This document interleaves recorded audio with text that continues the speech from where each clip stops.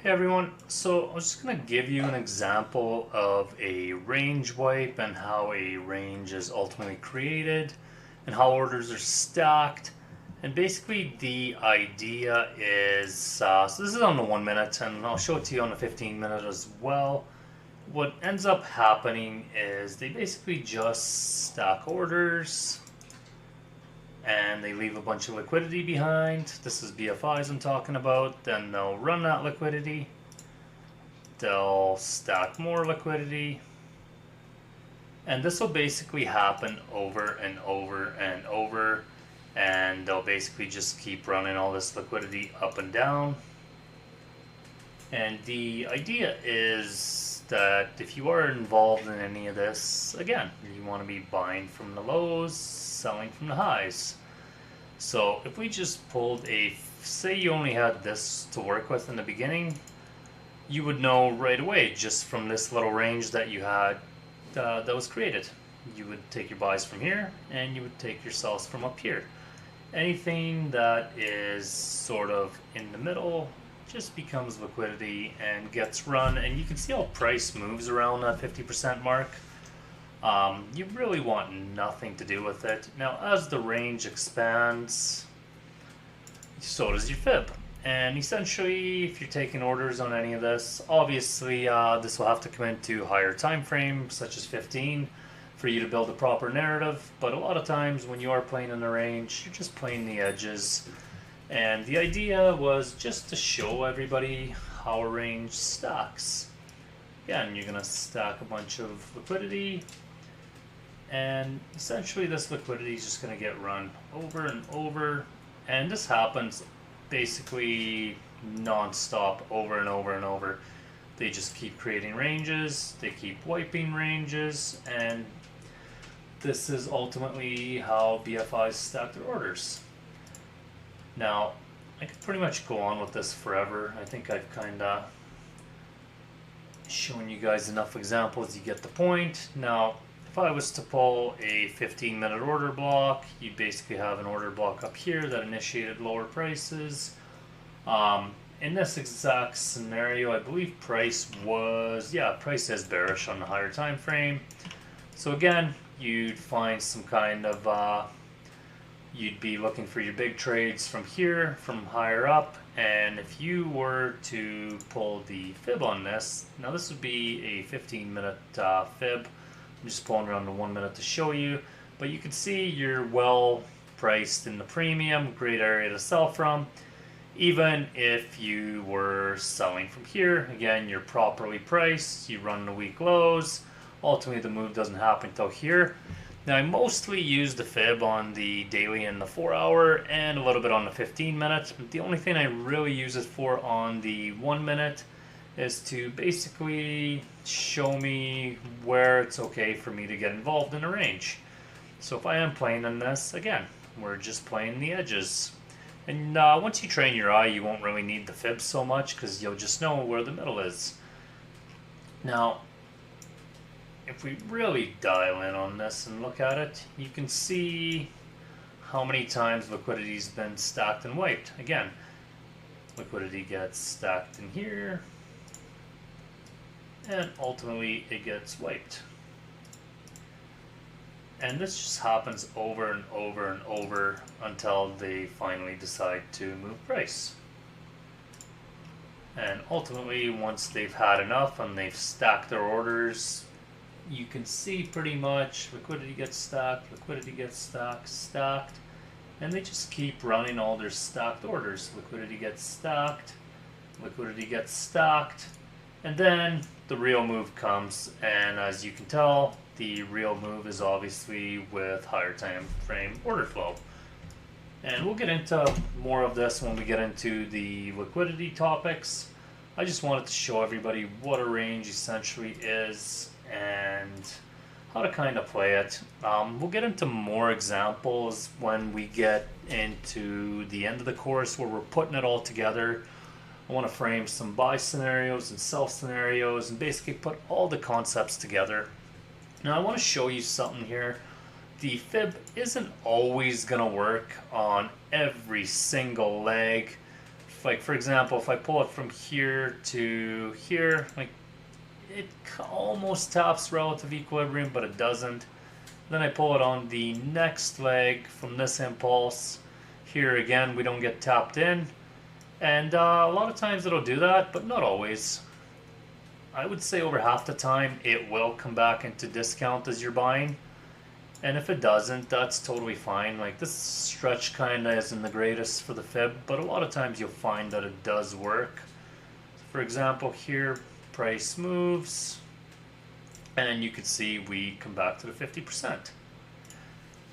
And like I said, I like to use the fib on the daily and the 4 hour mostly, and I do use it a little bit on the 15-minute, but not as much. But it can be handy, and there's several ways of using the fib, and I'm going to kind of talk about that in a second. I think you guys get the idea. The idea is if we're selling and order flow is bearish like it is here, we're just looking for a decent place to sell from. Basically, if we're involved in this leg, we don't really want to be selling from here. We want to wait till at least relative equilibrium at a bare minimum to get involved, and whenever possible, obviously we want that premium pricing, but depending on the way the market forms, that's not always the way it's going to work out. But more often than not, price will come back to that 50% or relative equilibrium. Now this is important for two things. So if we're trading with trend, you're obviously wanting a decent price, so relative equilibrium or premium preferably. Now the other way of using the fib is if we know 4 hour order flow is bearish and we're playing a pullback, one other way of using the fib is where can I safely play this pullback to? Well, more often than not, they are going to tap the equilibrium, or at least the relative equilibrium.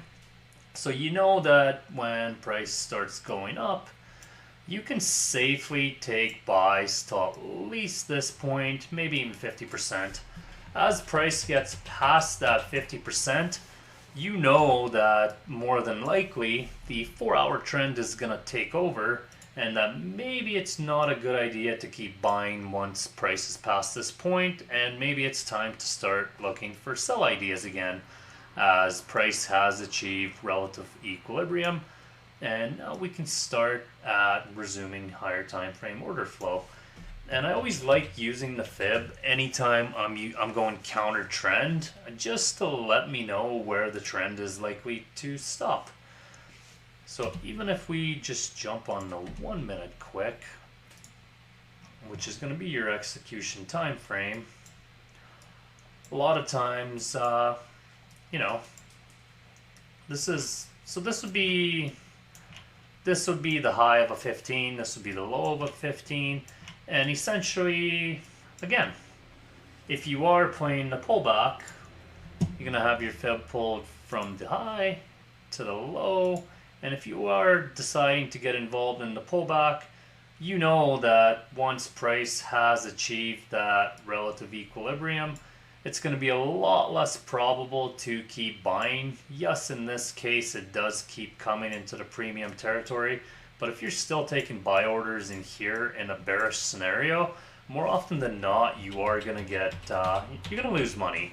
So it's best to always be involved down here. And as price gets up higher, we're just going to wait for order flow to shift and higher time frame order flow to resume. So here we basically, if you were to frame this, this would be your 15 order block. And basically your very premium price, order flow is bearish. You could say this is a weak low, and that would be your target to run.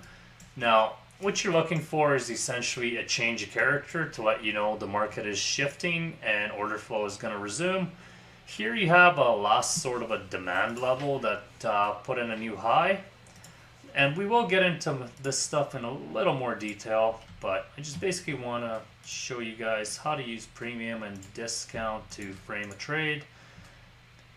It might give you guys an idea of what's to come too. So we have a change of character on the top, and we have a change of character on the bottom. And all a change of character is essentially you took the highs and lows, you wiped the liquidity. Now, you're very well priced, so in this case, you have a demand level here that sort of fails. And the area that causes the failure is ultimately something in this zone. And we'll get to all this in more detail. And essentially what you're doing is just selling in premium. And you're following order flow. Now, you could partial this out sooner if you want, but more often than not, we can frame a trade based on higher time frame order flow. And this is a 17R. This trade is properly priced. You're in premium pricing. You're following higher time frame order flow that is bearish. So it is much higher probable that you'll make money taking sells. And that's all I really like using the fib for. So if we're playing the pullback, up to the 50% is safe. Anything beyond that, if you are taking buys when you're counter trend, make sure you manage really quick, basically get risk out of the market, and we'll cover that as well. But that's basically all the fib is used for. Don't overthink it too much, and it's not going to work every time, but most of the time the fib will help you set up good trades.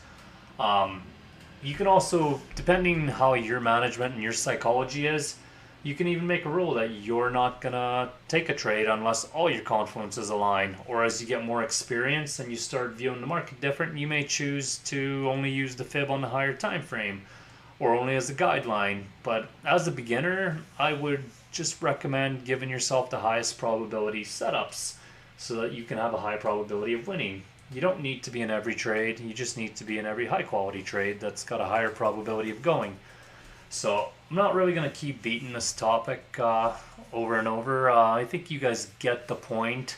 As we get into other sections of this course, you'll kind of see how the fib integrates into the whole system.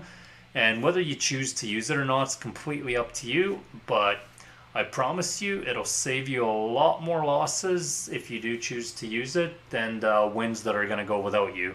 Yes, you'll miss trades, but you'll miss way more losses than wins, so it's not a big deal.